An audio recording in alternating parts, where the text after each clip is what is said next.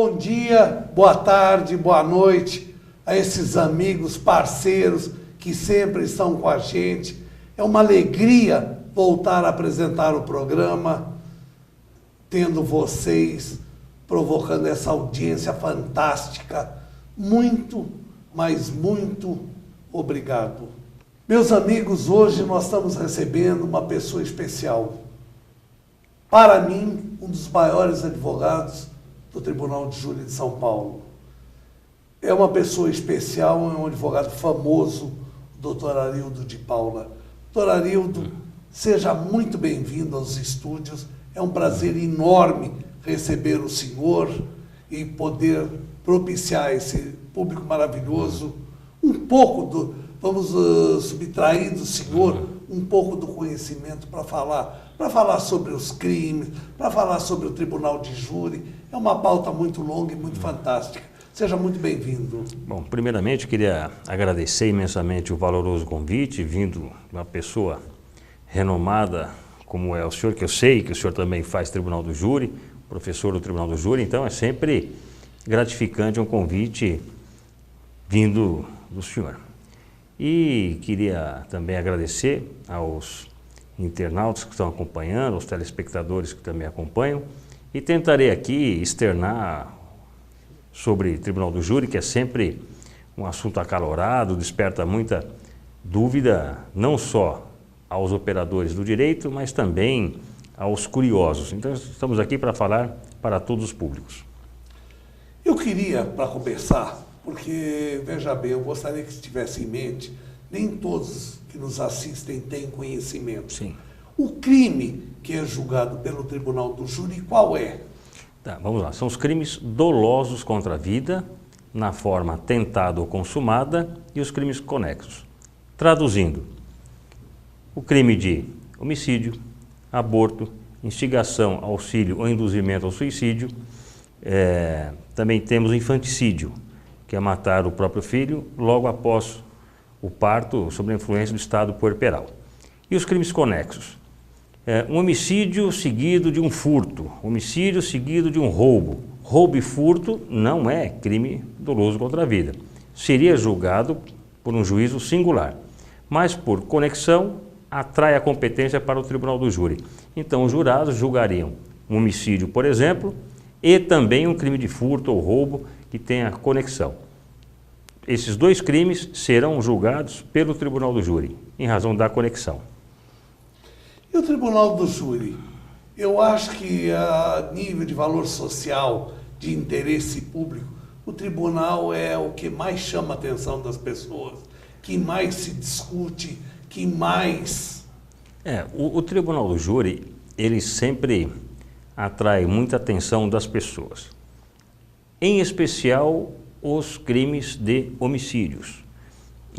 São esses crimes que a mídia sempre fazem coberturas, vão lá na porta do Fórum Criminal, fazem acompanhamento em determinados casos midiáticos, porque é este tipo de processo, esse tipo de procedimento que a população gosta de ver, que se vende mais na mídia, porque é totalmente um rito diferenciado de um processo comum, como, por exemplo, um crime de roubo. O Tribunal do Júri ele é bifásico, ou seja, em duas fases. Primeiro a formação de culpa, depois é o plenário, julgamento pelos jurados, também chamado Conselho de Sentença. E uma coisa muito importante, Bernardo, no Tribunal do Júri, é a oralidade. Se o advogado não tem oratória, não sabe falar, não consegue fazer o Tribunal do Júri. Mas o Tribunal do Júri não é só oratória. O Tribunal do Júri não é só conhecimento de Código de Processo Penal, não é só conhecimento do Código Penal, não é só conhecimento do processo o qual ele está trabalhando. O Tribunal do Júri, ele é muito mais amplo que isso. Às vezes você tem que se valer da filosofia, da física, da matemática, da química, então é um universo de entendimentos, um universo de disciplinas que deve ser usado pelo operador do direito para melhor esclarecer aos jurados aquele caso. Eu vou voltar novamente ao tribunal de júri, mas eu tenho uma curiosidade muito grande. Os crimes de homicídios dolosos praticados por agentes de segurança pública, como que eles são julgados e as suas conotações próprias? Até 96, os crimes de homicídios eram julgados pela própria Justiça Militar.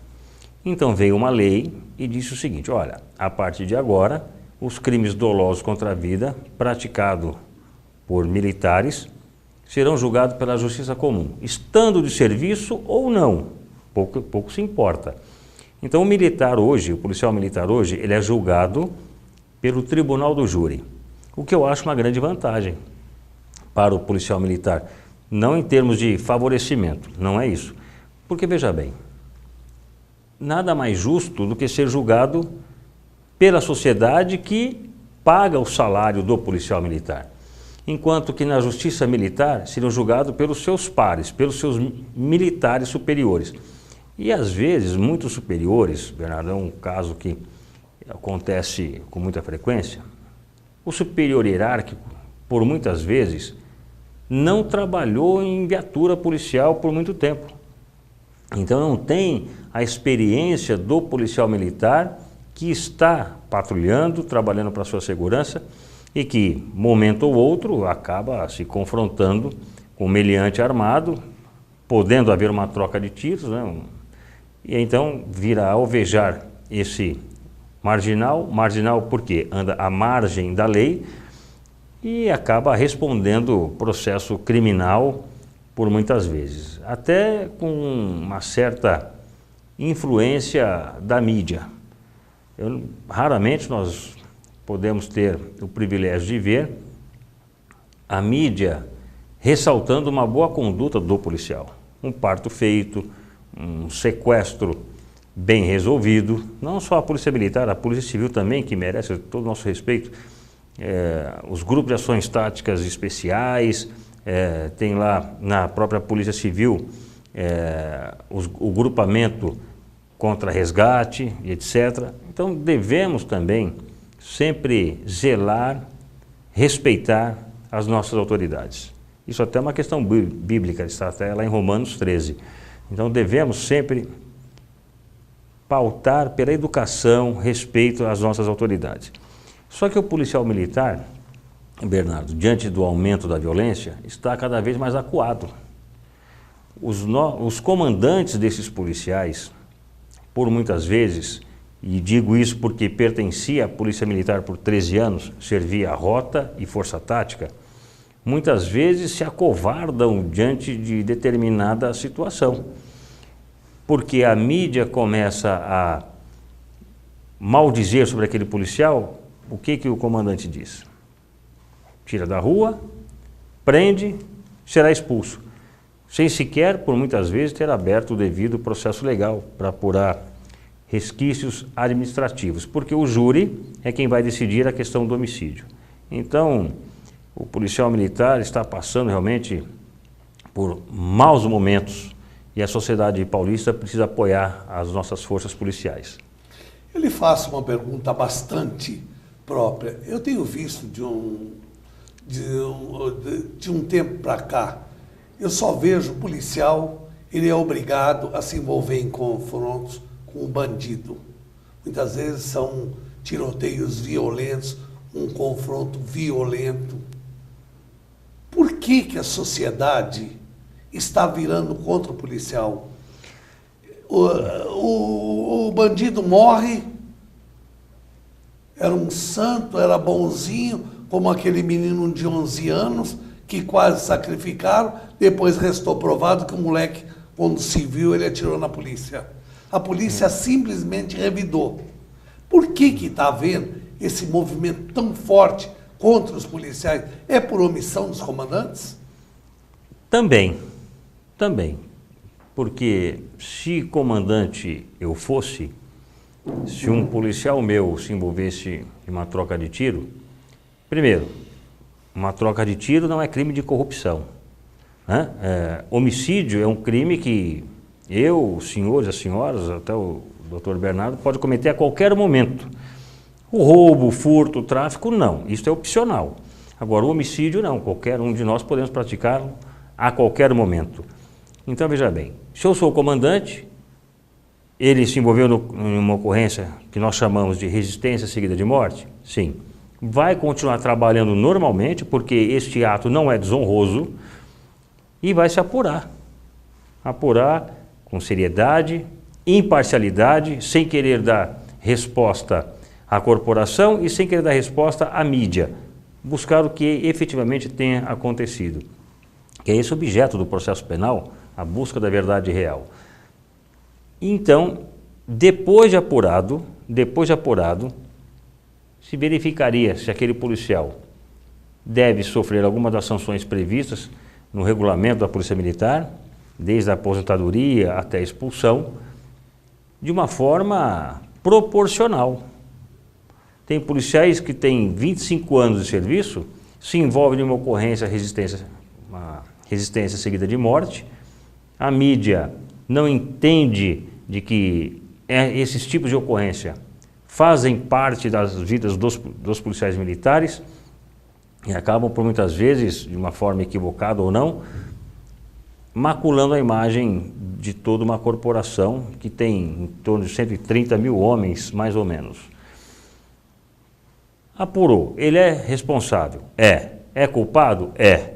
Então, que o conselho de sentença o condene. Condenando, deve-se então, depois de uma condenação, transitada em julgado, fazermos o quê? Abrir o processo demissório, né? Tem o processo administrativo disciplinar, conselho de disciplina, conselho de justificação, dependendo da situação do policial militar. Então, eu defendo que esse processo administrativo só deve ter seguimento após ter sido decidido pelo Tribunal do Júri sobre a culpabilidade ou não do militar.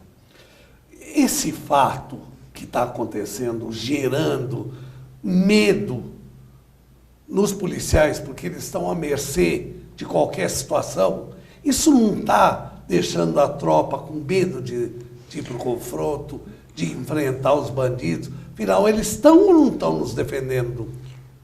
Olha, o policial hoje pouco consegue se autodefender, justamente por causa desta crítica ferrenha que se faz aos policiais militares. Isso é um absurdo. A população, volto a frisar, tem que entender de que os policiais militares não estão contra eles, não está contra a população, é justamente o contrário.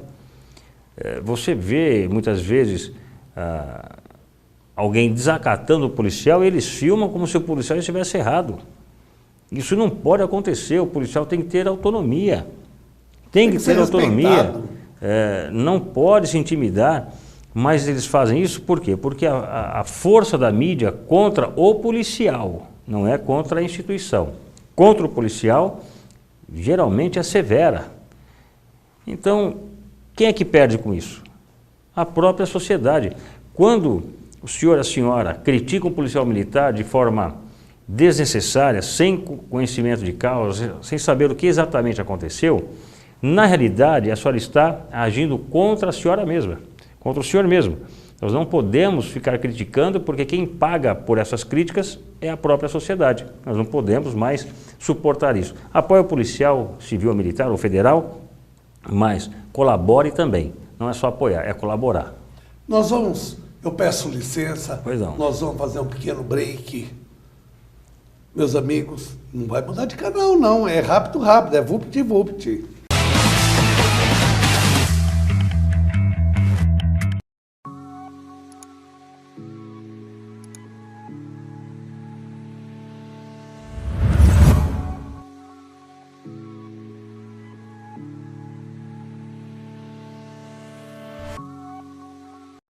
Olá, eu estou aqui para lhe apresentar Drogas, o Início do Fim, de autoria do Dr. Bernardo Campos Carvalho, advogado criminalista com mais de 35 anos de experiência na área.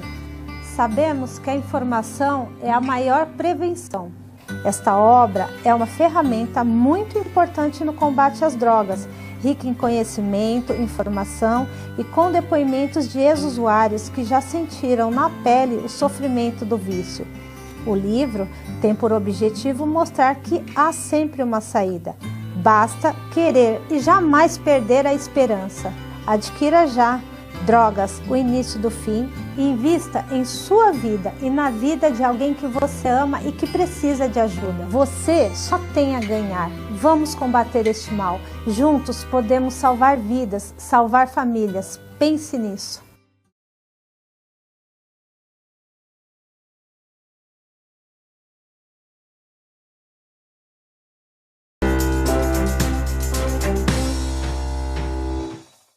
A dica de hoje é o Pilates como uma atividade física. O Pilates ele pode sim ser considerado como uma atividade física, não apenas como uma reabilitação.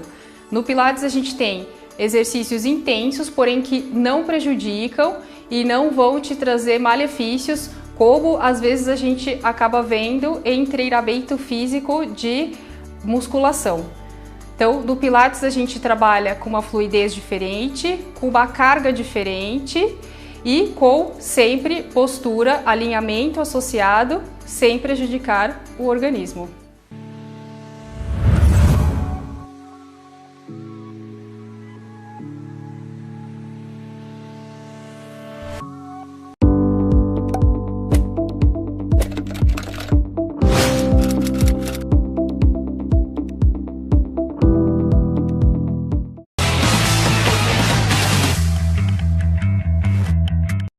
Meus amigos, eu prometi, tá aí, voltamos. Vamos continuar essa entrevista maravilhosa que nós estamos conhecendo um pouco da verdade e não daquilo que a mídia normalmente expõe. Doutor, vamos continuar o assunto. Vamos. Qual a dificuldade que normalmente o policial, principalmente a polícia militar, enfrenta quando ele se vê dentro de um processo, de uma acusação, de um confronto principalmente? Bom, temos que primeiro analisar qual é o treinamento que um policial militar tem. Tirando os policiais especializados da Polícia Militar, o GAT, Grupo de Ações Táticas Especiais, o GOI, aliás o COI, que é da PM, Comando de Operações Especiais, o GOI é Grupo de Operações Especiais da Polícia Civil, Rota, Rondas Ostensivas Tobias de Aguiar, Força Tática. Esses policiais recebem um treinamento diferenciado. Recebem. Agora, e o policial que está lá na viatura, ele e o seu parceiro? Eles não têm treinamento, Bernardo? Não tem.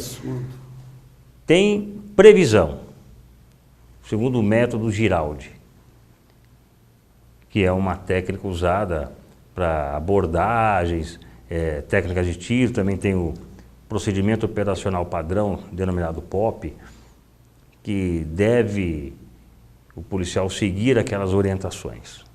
Mas esse POP, ele não prevê todas as condutas humanas. É humanamente impossível isso também. E o POP prevê o quê? Que o policial vai determinar que aquele indivíduo pare e ele para. Enquanto que na prática, muitas vezes, não é assim que funciona. Aliás, é muito ao contrário. Manda parar e que ele corre. Então, veja bem, há falta de preparo, falta de treinamento de tiros, inclusive noturnos. O policial deve ser preparado para atuar não só durante o dia, mas também durante a noite, em confrontos, porque este é o dia a dia do policial militar. Enquanto a população ouve um estampido, corre, o policial militar vai para cima dessa ocorrência, expondo a própria integridade física e até a própria vida em favor da sociedade, que por muitas vezes só sabe maldizer do policial, o que é lamentável. E se ele se envolve em uma ocorrência, resistência seguida de morte, e é processado, o Estado não lhe dá um centavo para constituir um advogado especializado em tribunal do júri, porque deve ser constituído um advogado especializado em tribunal do júri. O Estado não apoia em absolutamente nada. Faz por muitas vezes o contrário. Demite o policial, expulsa o policial. A família deste policial fica a ver navios, passa por dificuldade, chega à beira de passar fome, que já conheci família de policiais assim, que eu defendo muito policiais militares nesse tipo de crime. E o que o Estado faz? Para dar uma resposta à sociedade, como se aquela resposta fosse a mais acertada, demite o policial antes do processo criminal ser apurado. O que é uma tremenda aberração. Por que é aberração? Porque se ele for absolvido da esfera criminal, por excludente de licitude, ou seja, os jurados reconheceram que eles agiram em legítima defesa, dentre outras, não vou dizer aqui em razão do tempo, mas se os jurados entenderem que o policial militar agiu de forma correta, que deveria de fato ter atirado, tem reflexo no processo administrativo. E então ele deve ser reintegrado. Qual é o ônus que isso não gera para o Estado?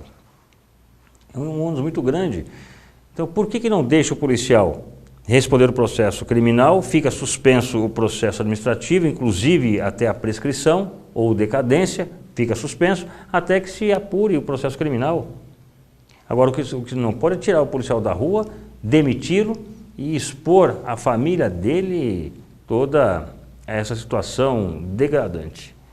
Doutor, eu vou lhe fazer uma pergunta, não sei se o senhor tem condição Pode fazer. de responder, mas é sobre a rota. Rota. Por que estão tirando a rota da rua? Por que não deixam a rota trabalhar? A culpa não é dos policiais de rota. Claro que não. Eu conheço vários policiais de rota, homens íntegros, honrados. Aliás, até se diz que rota não é emprego, é religião. De tanto que eles adoram trabalhar lá. Eles sentem orgulho em trabalhar lá. Como eu também sinto orgulho de ter pertencido a essa tropa de elite. E falo isso com muito orgulho. Agora, por que está se algemando não só os policiais de área, mas também policiais de rota? Para evitar o confronto, Bernardo. Pressão internacional. A polícia matou 10 vezes mais esse mês do que o mesmo mês do ano passado. Ora, mas a criminalidade também aumentou. Não se pode aferir quantos os policiais mataram neste mês comparando-se ao mês passado, do ano passado. Não se pode fazer isso, é um equívoco, porque a criminalidade já não é a mesma daquele mesmo período do ano passado. A crise aumentou, muitos que acabaram de cumprir a pena e vão às ruas, que voltam a delinquir, vão voltar a praticar crimes, ou seja, de novos que surgem, ainda tem esses que saem da cadeia. É por óbvio que a criminalidade acaba aumentando. E o policial militar ele tem que tomar essa providência, ele tem que nos dar a segurança que nós pretendemos. Só que o que acontece por outro lado também, doutor Bernardo, nós, sociedade, pedimos segurança. Mas quando um policial militar vem nos abordar, nós ofendemos o policial, nós não colaboramos.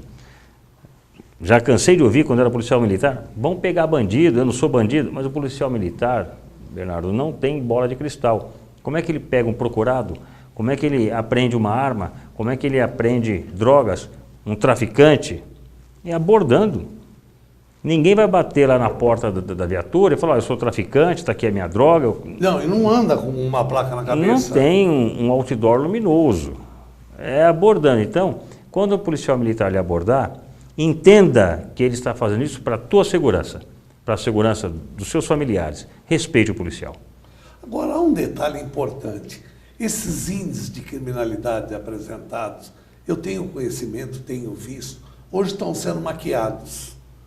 Não existe, se uma pessoa vai registrar um homicídio, eles registram lesões corporais seguidas de morte, porque daí não dá números para o homicídio. Aí o governo anuncia, o índice de homicídios caiu muito, era tanto, agora tanto, mas ele não fala os casos de lesão corporal que não são registrados como homicídio? Não. A estatística, em especial a Secretaria de Segurança Pública, interessa muito mais, por óbvio, a questão do homicídio. Porque a mídia sempre vem dizendo o seguinte: olha, aumentou o índice de homicídio praticado por policiais militares, aumentou o índice de homicídio praticado por traficantes. Então eles dão essa maquiada, porque ao invés de ser registrado, por exemplo, 10 homicídios no mês, não, será registrado 5 de homicídio e 5 de lesão corporal seguida de morte. E aí então vem essa falsa premissa: o índice de homicídio caiu. É totalmente equivocada esse posicionamento. A população tem o direito de saber o que efetivamente está acontecendo. Doutor, infelizmente, o horário para a televisão é implacável. Não tem perdão. Não perdoa. Lamentavelmente, eu digo que o nosso programa está chegando ao fim. Lamentável. Foi um dos programas mais prazerosos e mais importantes que nós tivemos a oportunidade de fazer. Que bom, falar fico feliz. Um pouco sobre a Polícia Militar e a Polícia Civil. Nós não podemos continuar agindo com pensamento, com essa indução da imprensa. No mundo todo é proibido. Você vai nos Estados Unidos, essas ocorrências diárias, dioturnas, é proibido divulgar. Nos Estados Unidos só pode divulgar aqueles crimes emblemáticos, crimes de terrorismo, de chacina coletiva, nas escolas, esse pode e deve, porque é um momento de comoção nacional. Mas esses crimes, que eu acho que, na verdade, esses programas que a televisão tem, eu acho que, em vez de diminuir, eu acho que incita mais violência, mais crime, porque parece que o criminoso vira artista de televisão. Doutor, foi um prazer muito grande. Prazer foi todo meu. Eu queria que o senhor tecesse suas considerações finais, deixasse seu telefone, seu e-mail. Bom, eu queria agradecer a atenção de todos que tiveram a paciência, a curiosidade de acompanhar o programa. Recebi o convite com muita honra, muita alegria e voltarei aqui quantas vezes for necessária. O meu telefone é o 11 98146.000. Sou advogado criminalista. O senhor pode repetir, por gentileza? Posso. Porque tem muita gente que agora está correndo para pegar o papel e o lápis. Então vamos repetir. 11 98146.000. Sou advogado criminalista, não sou civilista, tributarista, não. Criminalista apenas. Então, muito obrigado. Que as pessoas possam entrar em contato. C de casa, B de bola, CB de Paula, @gmail.com. cbdepaula@gmail.com. Doutor, mais uma vez eu lhe agradeço. Eu que agradeço o convite. Muito obrigado pelo esclarecimento e tenha certeza que nós vamos lhe convidar para outros programas, que as pessoas tomem conhecimento, o que é a realidade do outro lado, que a gente vê de um lado. O policial é ruim, o policial é isso, me abordou, me pediu documento na rua. Graças a Deus eles fazem isso, porque senão nós estamos... Doutor, muito obrigado. Meus amigos, essa entrevista maravilhosa chegou ao final, encerrando esse bloco, que foi fantástico. Vamos para o próximo bloco. Fui. Tchau. Obrigado.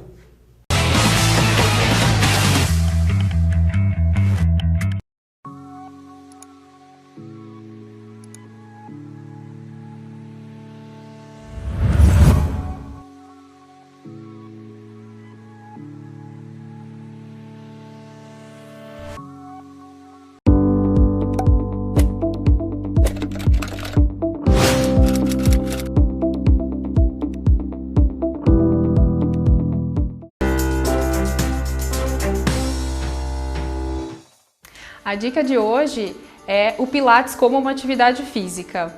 O Pilates ele pode sim ser considerado como uma atividade física, não apenas como uma reabilitação. No Pilates a gente tem exercícios intensos, porém que não prejudicam e não vão te trazer malefícios como às vezes a gente acaba vendo em treinamento físico de musculação.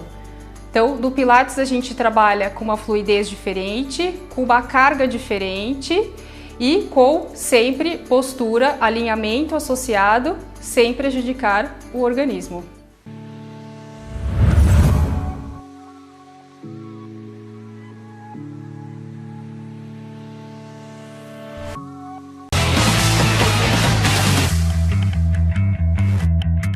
Meus amigos, vamos iniciar o segundo bloco. Que coisa gostosa! Já tivemos a oportunidade de ver o primeiro bloco, agora no segundo bloco eu estou recebendo uma pessoa especial que vai dar um pouco de conhecimento e alegria. É muito especial, Elizabeth Sabino.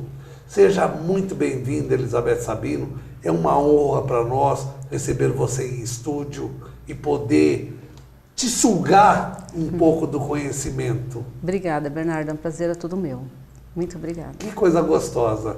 Quer dizer, nós vamos aprender um pouco sobre o que é coaching. Isso. Coaching. Coaching. Coaching e... É coach, coaching... E coaching. Coaching. Isso. Muito legal. Vamos começar a entrevista. Uma pergunta bastante óbvia e bastante direta. O que é essa palavra tão difícil de pronunciar? O que é coaching? A tradução da palavra é treinamento, tá? A origem dela... Que legal isso. É exatamente... Desmistifica um pouco a coisa. Exatamente. E é um treinamento para a vida. O termo treinamento tem o treinador de futebol, tem o treinador, né, de várias áreas, e o coach é o treinamento para a vida da pessoa. É bem complexo esse treinamento, mas a gente vai falar aí no decorrer Ele só não dá um treinamento, mas ele dá um sistema de vida também. Isso.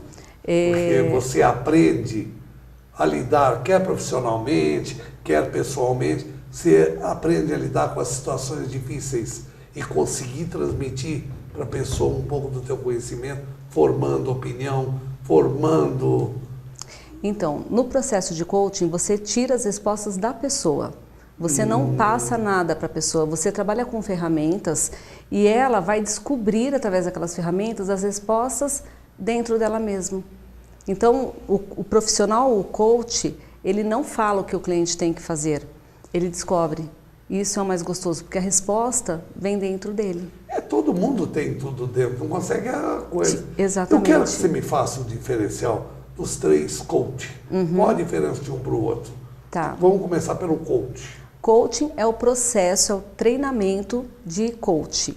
É o treinamento inteirinho. Quer dizer, o coach seco é a pessoa. O coach sou eu, a profissional que faz o processo de coach. Certo, ótimo. E o coach é a pessoa, é o cliente. Que recebe a mensagem. Isso. E o terceiro coach? Coaching. Coach. Tem o coaching. Isso. Coach é o profissional. Certo. Coaching é o processo. Ah, é o processo. É o processo. Isso que eu queria saber. Isso. E o coach é o cliente. O que significa coaching integral sistêmico? Tá. É outra palavra parece sei lá o quê. A Febracis, que é a escola que eu sou formada, é a única escola que trabalha com coaching integral sistêmico. O que ele significa? O coaching é o estado atual, que é o cliente, que a pessoa está, ela descobre como ela está em todas as áreas da vida e onde ela quer chegar. Do ponto A ao ponto B, de onde ela está para onde ela quer chegar, ela vai trabalhar ali ação, planejamento, melhoria contínua, até ela chegar no resultado. O integral é que o coaching trabalha o lado emocional do cérebro e o lado racional, que faz com que a pessoa tenha equilíbrio emocional e racional. Talvez você já conhece pessoas que planejam e não conseguem colocar em ação. Não executa. E aquelas pessoas que são muito emocionais vão lá, fazem, acontece e muitas vezes não planejou. O coach, ele integra, ele faz a parte racional e a parte emocional se conversarem. Eu falo que o Tico e o Teco começam a se entender. né? Boa palavra. É o tico e o teco. Um pensa de uma forma, outro de outra, mas eles começam a se entender. Então a pessoa começa a ter mais equilíbrio emocional, mais clareza, ela aprende a planejar antes de executar. A questão de ansiedade, ela cai muito. Então a pessoa ela tem mais clareza das atitudes que ela tem que tomar na vida. E é sistêmico por quê? Porque nós somos sistêmicos, né? Então eu digo o seguinte, se eu sempre dou um exemplo. A pessoa, uma mulher trabalha, ela é vendedora, ela se destaca no trabalho e ela ganha por comissão. E ela chega em casa e o marido está rompendo com o casamento. Ela vai trabalhar bem? Não vai. E vai refletir onde? Na parte financeira. Os amigos vão estar presentes até a página 20, né? Pura verdade. E aí, todas as áreas vão caindo, porque aconteceu um fato. E como o coaching, da forma como cai todas as coisas, o coach ajuda a pessoa a reestruturar todas as áreas da vida dela. Muitas vezes o cliente chega com uma questão para ser resolvida. Olha, eu não estou bem profissionalmente, não estou sendo um bom líder. Só que quando ele termina o processo, ele se torna um melhor pai, um melhor marido, um melhor líder. Em tudo. Porque vai trabalhar todas as áreas da vida da pessoa. E muitas vezes são áreas que a pessoa nem se dá conta que precisam ser trabalhadas. Elas chegam lá pensando no trabalho, no financeiro, e aí elas dão uma repaginada em todas as áreas da vida. Elas entram de um jeito e saem de outro, completamente diferente. Quer dizer, o coaching não se aplica só na relação profissional, ele faz bem para a alma e para a pessoa como um todo. As pessoas, elas imaginam que o coaching é somente executivo, profissional, né? Muito aplicado pelas empresas, porque aumenta muito a produtividade. Claro. Mas mesmo nas empresas, quando é aplicado nas empresas, as pessoas estão sendo melhoradas como pessoas, como seres humanos mesmo. E o início? Uma pessoa que procura um coaching. O que ela quer dentro daquilo que a gente chama de leigo, que não tem um conhecimento profundo? Ela chega cheia de dúvidas. Sim. O que ela pergunta, a primeira coisa para vocês? Geralmente a pessoa chega com aquele conflito, ou está com um grande problema nos relacionamentos, ou não está bem no trabalho e está querendo, de repente a pessoa está querendo sair e está com medo.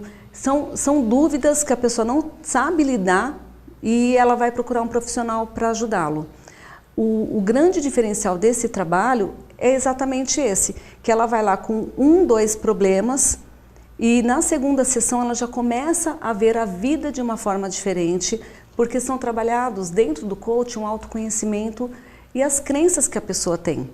Nós, desde criança, os pais educam, eles colocam na determinada escola, no determinado bairro. Os pais ensinam para nós, quando criança, a forma de viver deles. E a gente acredita que aquilo é o correto. Exato. No processo de coaching, a pessoa ela começa a olhar outras formas de vida. Então, ela fala, nossa, eu fazia isso há tanto tempo achando que estava certo e não é bem isso. Puxa, olha essa situação. Por quê? No coaching integral sistêmico, também, além das sessões que nós fazemos em sala, a pessoa ela lê um livro e assiste 2 filmes na semana para trabalhar, para quebrar paradigmas, para trabalhar as crenças. Então, uma renovação. Ela começa a ver a vida por um outro prisma, totalmente diferente do que às vezes ela estava vivendo. Por que, da visão do profissional, por que as pessoas têm tanta dificuldade em saber lidar com as situações? Falta de acreditar em si. Às vezes a pessoa ela tem muito potencial e aquilo... Não sabe usar. A vida é como se fosse uma garrafa, né? Eu falo exatamente isso. As nossas emoções, não é nem a vida. E ali a gente vai colocando coisinhas ou deixando as pessoas colocarem coisinhas que não são boas. Então são rótulos. Olha, você é muito lento, você é muito devagar. Os pais, sem sabedoria, muitas vezes fazem isso com seus filhos e eles vão mudando toda a sua característica pessoal, tudo aquilo que ele tem de bom, que ele nasceu com aquilo. E aí o que acontece? A pessoa começa a acreditar, aquilo se torna uma verdade para ela. No coaching, uma das coisas que a gente trabalha muito é a comunicação, porque tudo que nós comunicamos, nós pensamos. Tudo que nós pensamos, nós começamos a sentir. E tudo que a gente começa a sentir, a gente começa a acreditar naquilo. E acontece. Sábio isso. É sábio. É sábio. Não sei se você já leu O Segredo, assistiu o documentário O Segredo. O segredo é isso. O segredo é você estar sendo responsável por seus pensamentos, por suas palavras, por suas atitudes. E é isso que as pessoas aprendem no coaching, no processo. Como eu estava falando, como eu estava pensando, eu estava colocando a culpa no outro, eu não estava sendo grato, eu não estava sendo autorresponsável. Então, a gente fala em todas as sessões, vão caindo fichas. Para quem é mais antigo, conhece bem o orelhão. Então, vão caindo fichas para a pessoa e ela fala, nossa... E coisas assim, o trabalho, como ele é também emocional, a pessoa ela vai na raiz dela. E ali ela se perdoa a si, ela perdoa o próximo. É um trabalho maravilhoso. É lindo, ajuda as pessoas. Dentro do biômio, pode e deve. Com que idade o adolescente pode procurar serviço de profissional como vocês? Na verdade, quando algum pai me procura porque o filho precisa fazer coaching, geralmente quem precisa realmente fazer coaching são os pais. Os pais, concordo. Geralmente são os pais. O que eu gostaria, eu acho que isso vai acontecer ainda, é que o coaching seja introduzido nas escolas para as crianças terem essa inteligência emocional, saber lidar com as situações, saber isso me serve, isso não me serve, se blindarem mesmo, né? Mas eu atendo a partir de 15 anos, os pais assinando, mas aí eu entrevisto o adolescente para saber se realmente ele quer. Eles querem estar preparados. E se está preparado, exatamente. Porque senão, se o pai induz o seu filho para fazer o processo e ele não está preparado, não adianta, vai perder tempo. Então, geralmente, e assim... Mesmo porque ele não vai querer, né? Não vai funcionar. Não vai funcionar, porque ele vai se sabotar o tempo todo durante o processo. Ele vai estar ali pelo outro e ninguém faz nada por ninguém, né? Aliás, faz o contrário, faz pirraça, né? Ele quer que eu melhore e não vou melhorar. Já é próprio do adolescente, né? O adolescente contesta pela necessidade de contestar e não o que está acontecendo. Exatamente, exatamente. Mas assim, o coaching, todas as pessoas poderiam e deveriam fazer. Porque quando você se conhece, você se empodera. O processo de coaching, o que nós costumamos dizer? Que ele minimiza todas as suas fraquezas. Então, assim, eu sou ansioso, eu sou... todas as coisas negativas. Eu sou inseguro, não acredito muito em mim, eu tenho muito medo. O coach, ele empodera a pessoa, porque muitas coisas ele vai descobrir que está dentro dele, através do processo. Então, a partir dali, ele começa a tomar decisões, a vida dele começa realmente a acontecer a partir dali. Cria coragem e sabedoria para poder se expor. Isso. Mostrar seu interior, mostrar o seu intelecto. Isso. Eu tenho casos assim que a pessoa fala, olha, eu numa situação, eu ia brigar, eu ia discutir e eu mesmo me estranhei, porque eu tive paz, tranquilidade para resolver. E tem outros casos que a pessoa ela guardava, né, aquela que engole o sapo com as pernas abertas, porque é muito racional, porque pensa muito no que aquilo vai acontecer, sempre preocupado com o outro. Puxa, eu consegui dizer não pela primeira vez e foi tão bom para mim. Então as pessoas, e é natural, não é uma coisa forçada. A mudança, a transformação ela é de dentro para fora. E o mais significativo é que todas as pessoas ao redor começam a perceber essa mudança. É fantástico isso. É verdade essa máxima, que toda pessoa que é bem resolvida, ela é mais dinâmica, ela é mais autossuficiente, ela é mais gente. A palavra coragem vem cor, de coração, eu aprendi aqui no seu programa, inclusive, e o agem de agir, né, que eu assisti aqui, foi maravilhoso. Quando a pessoa ela é forte com ela mesma, ela tem coragem.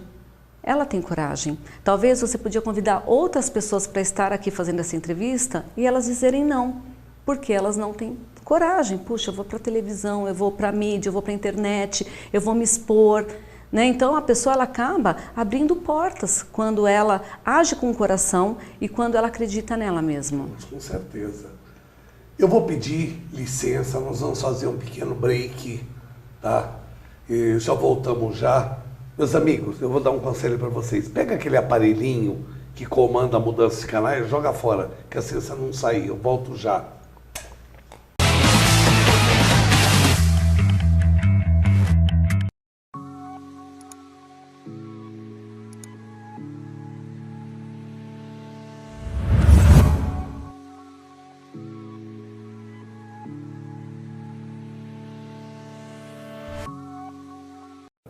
Olá, eu estou aqui para lhe apresentar Drogas, o início do fim, de autoria do Dr. Bernardo Campos Carvalho, advogado criminalista com mais de 35 anos de experiência na área.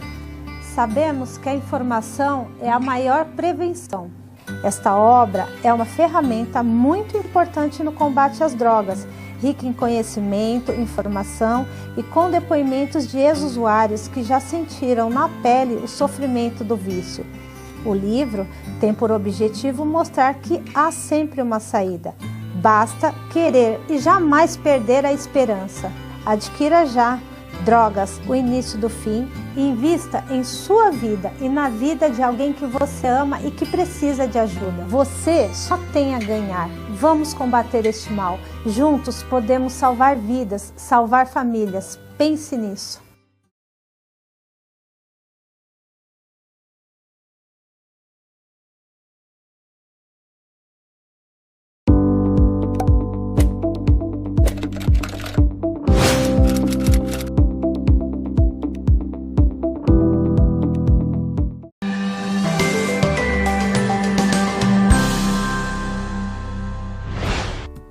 Dica de hoje, importância sobre o feedback. Você sabe o que é feedback? Feedback é o retorno que nós damos às pessoas sobre o teu desempenho e também é o retorno que nós recebemos de outras pessoas. Infelizmente, nós não temos costume de dar nem receber feedback. Desta maneira, são raras as chances de nós sabermos se estamos ou não indo bem nas atividades que desempenhamos. O feedback tem como característica a oportunidade do desenvolvimento positivo. Então, quando nós recebemos feedback de alguém, é importante que a gente tenha o discernimento de tratar esse feedback e usá-lo em nosso proveito. E quando nós formos dar o feedback a alguém, para que seja eficaz esse feedback, tenha o máximo de respeito com o outro lado, o máximo de respeito para quem você vai dar o feedback. Baseie-se sempre em fatos concretos e substitua sempre as palavras negativas, pois elas não agregam valor. Essa é a dica de hoje.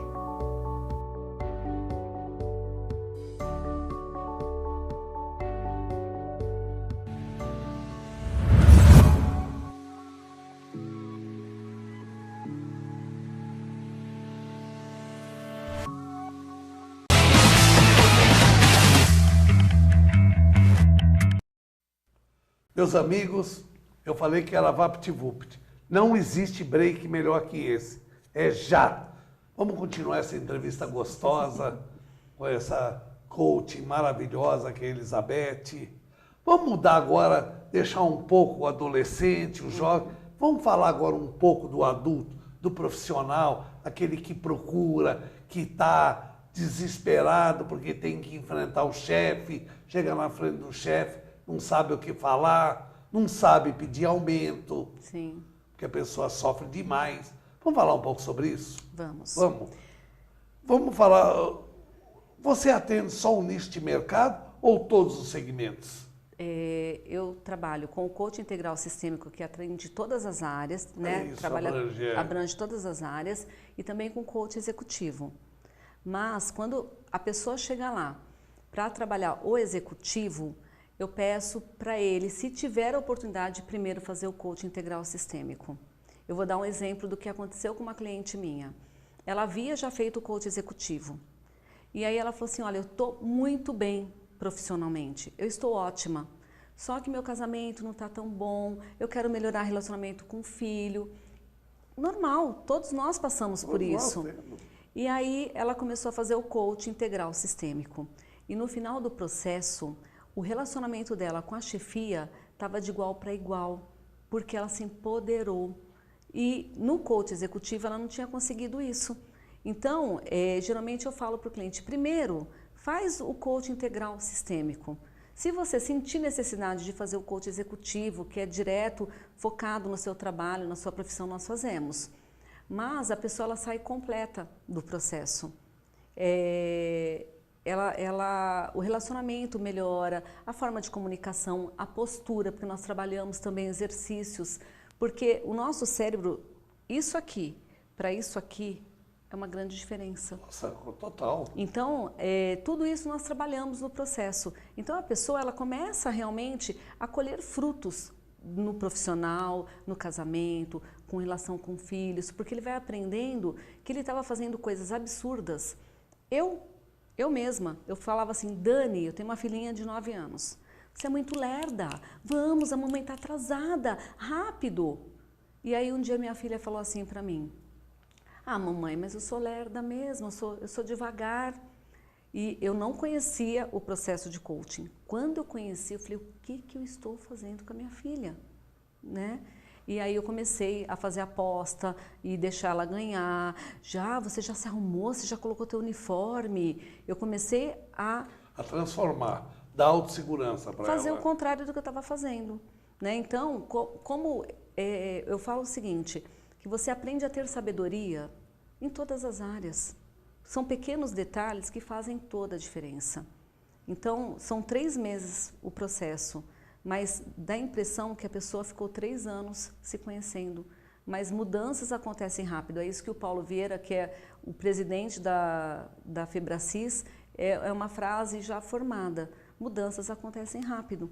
E as pessoas não acreditam muito nisso. Elas acham que, para eu mudar, eu preciso... demorar muito tempo para autoconhecimento, e não é. Se você está numa imersão, focado na tua vida, é por isso que as pessoas entram de um jeito e saem de outro. Eu já escutei até a frase, eu não tinha vida antes do coaching, porque a transformação foi tão grande que a pessoa ficou tão bem que eu não sabia viver antes. Então, por quê? Porque mudanças acontecem rápido. Eu vou ser mais objetivo, agora perguntas mais para aquelas pessoas que estão desesperadas para saber como proceder. Uhum. Tá? Primeiro, é óbvio, procura um coach, procura uma orientação, sim, se complete, sim, tudo.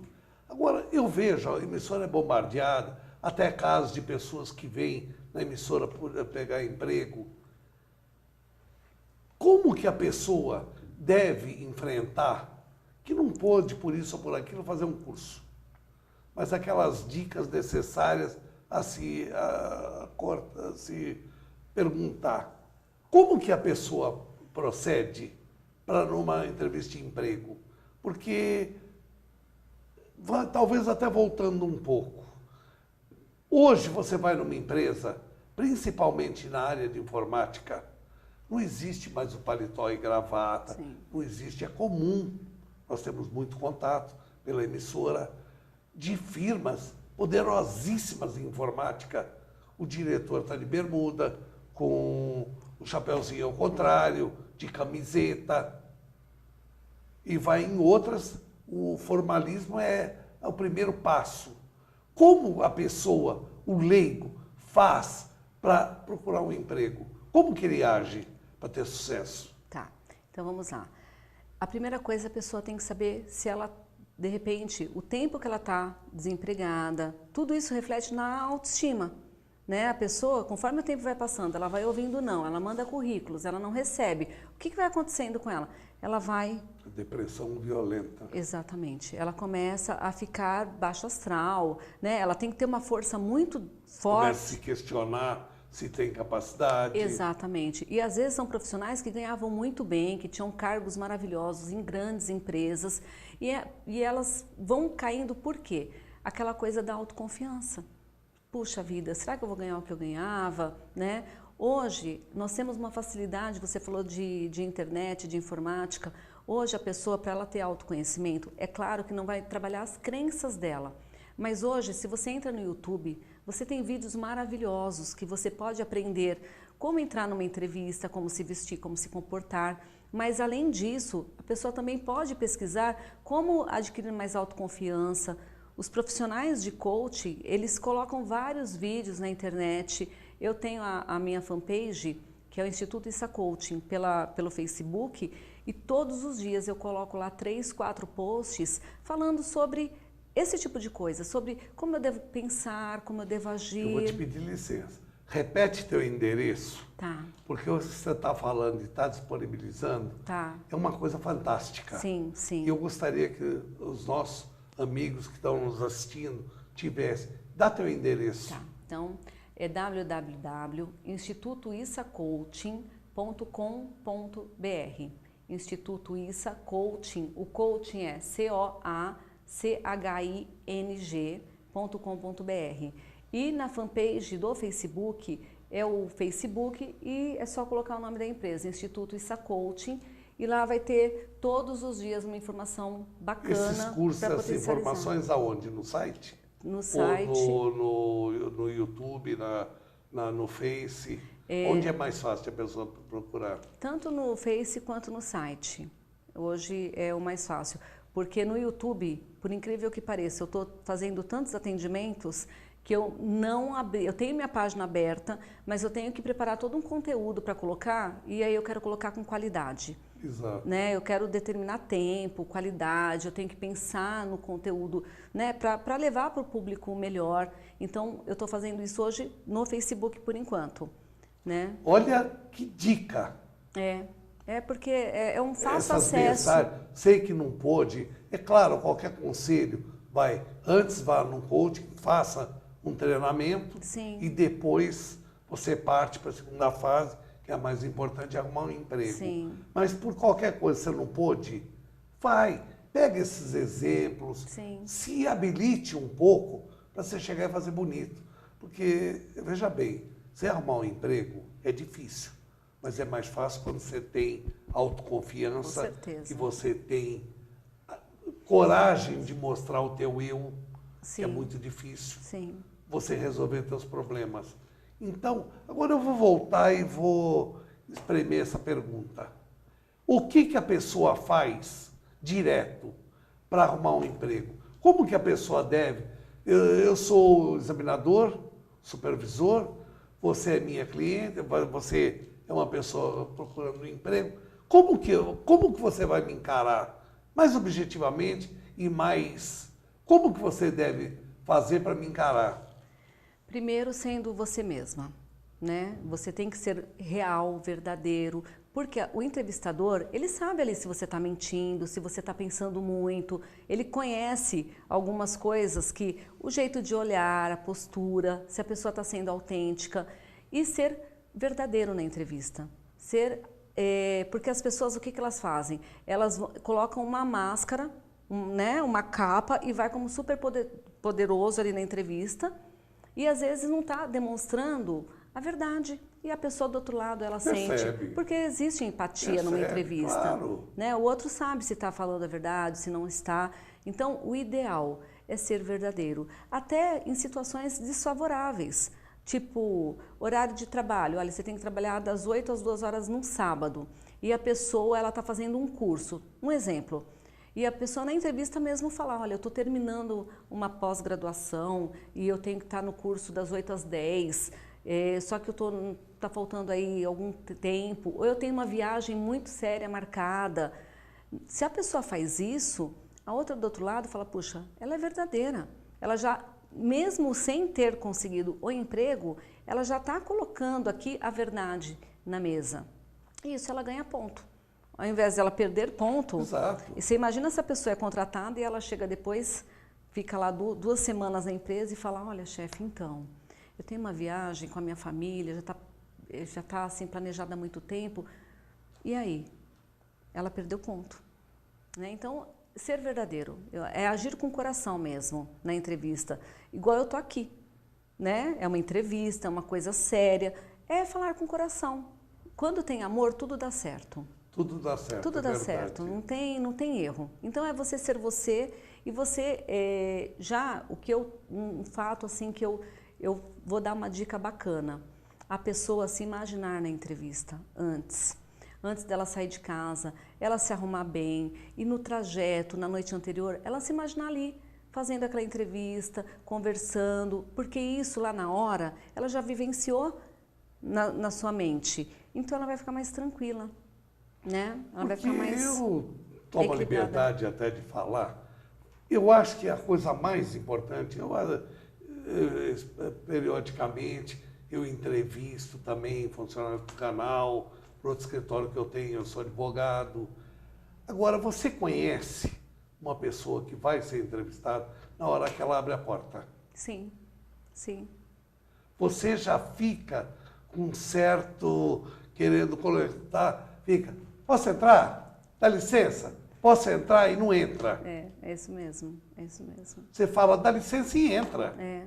Você tem que mostrar que você tem autoconfiança. E sorriso, você não tá ali pra alegria, mentir, né? Você não é um exato. robô, então seja você, né? Sorria, seja tranquilo, seja verdadeiro. É o ser verdadeiro que vai trazer a tranquilidade no decorrer Que dessa você vai entrevista. dar uma entrevista. Exatamente. Tem um ponto, o que você acha disso? Tem um ponto de sabedoria. Procura saber do que é a empresa. Sim. Não minta. Sim, se prepara antes, né? Se prepara antes, vai ver que tipo de emprego que é. Cuidado com o traje. Tudo. Se vista bem e adequado. É importante isso, porque senão, meu amigo, tu vai perder o emprego. Viu? É verdade. O que significa trabalho em sessões?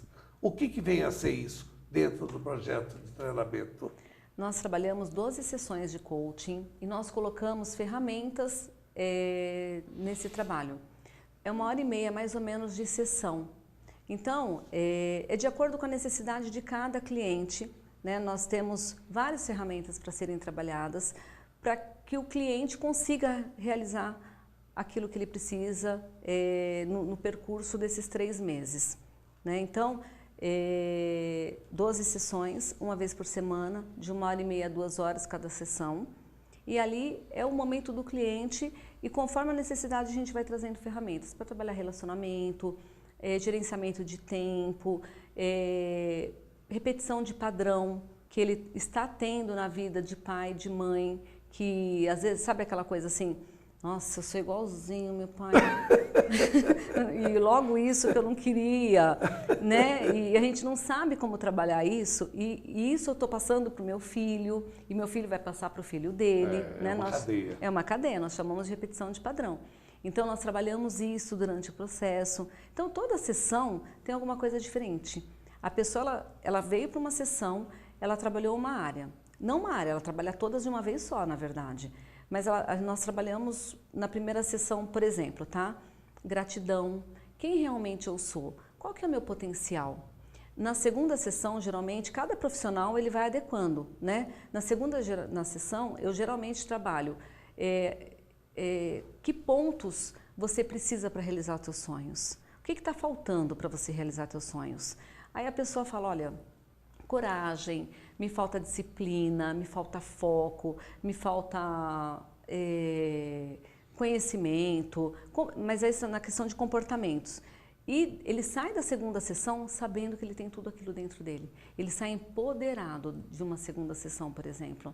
E aí ele vai se fortalecendo e conforme as sessões vão acontecendo, nós vamos usando essas ferramentas de acordo com a necessidade do cliente. Né? Então, se eu sinto que o casamento da pessoa não está bem, eu vou logo no início já trabalhar a questão de relacionamento, mas depois que a pessoa está forte. Né? Elizabeth, eu sempre falo que a televisão deixa a pessoa frustrada, principalmente o apresentador, porque você faz entrevistas como essa sua, é tão gostoso que você tenha vontade de passar o dia todo. É verdade. Mas a televisão é implacável. Tem ali o tempo. Exato. E já avisaram que está acabando o tempo. Poxa vida. Eu queria muito que você fizesse suas considerações finais, falasse para que as pessoas, seu telefone, mas espera um pouco, ela vai dar o telefone. Corre para pegar o papel e a caneta para anotar. Você falasse um pouco de você, não temos mais muito tempo. Sim. Desce teu telefone, seu e-mail, para as pessoas poderem te procurar. Tá. Meu nome é Elizabeth Sabino Issa, né? Eu já fui apresentada. A minha empresa é Instituto Issa Coaching. O site www.institutoissacoaching.com.br e o telefone é 11 947 48 5353. Repete, por favor. Porque às vezes tem alguém que não chegou com a caneta ainda. 94748-5353 o telefone e o site é www.institutoissacoaching.com.br. E só uma palavra, se deem a oportunidade de se conhecerem, se deem a oportunidade de melhorar, porque quando você muda, tudo muda. Não é teu filho que tem que mudar, não é teu esposo, tua esposa, não é teu chefe que precisa mudar. Quando você muda, tudo muda. Essa frase talvez vocês já escutaram e o ideal é sabê-la, aprender, conhecer, colocar em prática para a vida mesmo. Então, a mudança vem de dentro para fora e você vai começar a ver a vida de uma forma diferente. Então, se você tiver a oportunidade de procurar um profissional de coaching, façam isso, porque vocês vão viver uma vida em abundância, com alta performance, tanto pessoal quanto profissional, tá bom? Meus amigos, tinha mais muita coisa para falar. O prêmio que você recebeu, tudo, mas fica para uma próxima. Sim. Te convido para vir fazer outra entrevista. Obrigada. Gente, acabou. Não tem jeito. Acabou o bloco, acabou o programa, acabou tudo. Obrigado, obrigado, obrigado de vocês serem nossos parceiros. Mas, fui. Tchau.